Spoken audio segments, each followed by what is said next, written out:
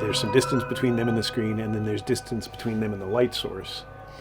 By moving the light source or moving the puppet, you can change the size of the shadow on the screen.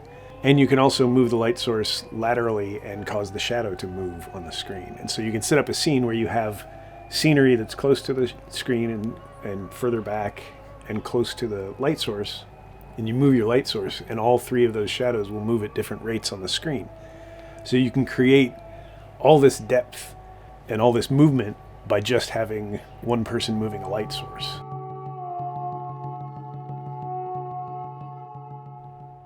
I think the thing about Undark that really spoke to me, and the thing that I felt like we could bring to the story, was the need for and the reason for having a government is to protect people. I was involved in more direct action kind of activist stuff back then, marches, protests, getting tear gassed, things like that. And society just sort of became immune to protest at some point, I moved to Austin like a lot of people did back then. I just deciding to throw all my stuff in my car and drive down here and see what would happen.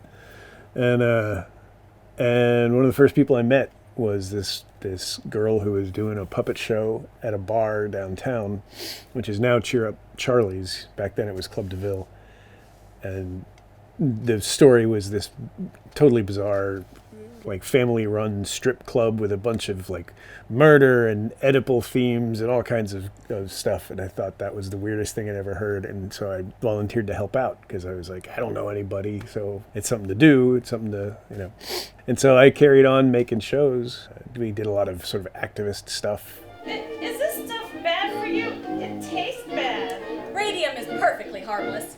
And then I got really interested in what you could do with an actual theater space as opposed to, a booth in a parking lot, and, the lighting and all the control you can have over the atmosphere. I always say, when people ask me if we do shows for kids, or they'll ask me if we do birthday parties, I say, only if you want all the kids to cry. I'll show you these little guys over here.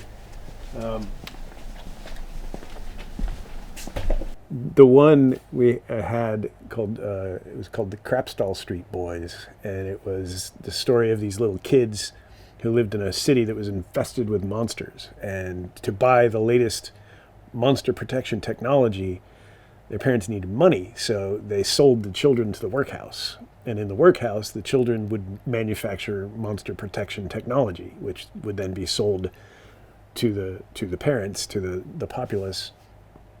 And of course, the children in the workhouse were starved and not taken care of or fed properly, so eventually they were forced to gobble each other up.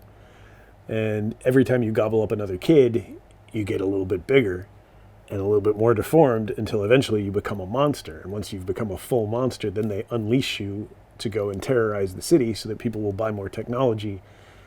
And in order to get the money to buy the technology, they sell their children to the workhouse to make the technology, who become the monsters, and the cycle repeats and repeats and repeats.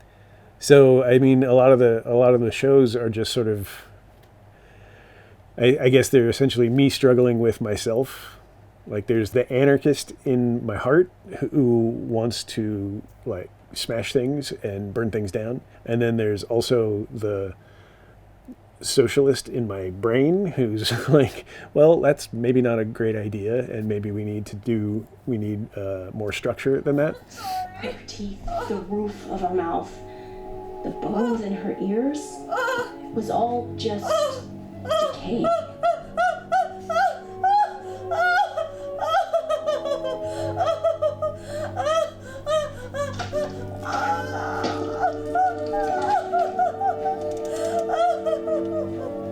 There's a part of me that really believes in regulation, because regulation is what keeps corporations from poisoning us with impunity, which is what the Undark show is all about. It's these women working in a factory with this incredibly toxic radioactive paint, which they are told is safe and possibly even beneficial to your health.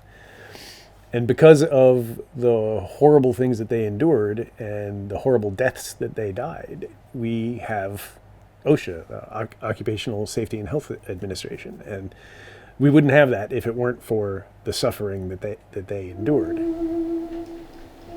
Any luck finding a lawyer? Not yet. The last one said that we wouldn't be having these problems if we were at home, taking care of the children. So they can grow up and work in factories that poison them. Where people are exposed to toxic substances and lied to and then shamed about it and told that it's, that it's their fault and it's because they have filthy habits or whatever.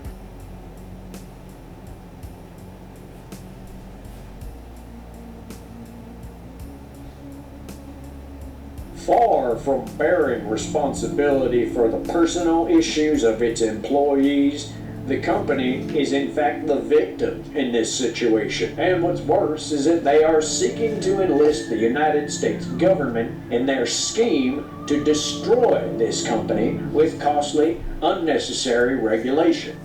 So yeah, I mean, I have a lot of contradictory ideas, and I think that making the shows is one of the ways that I try to figure them out.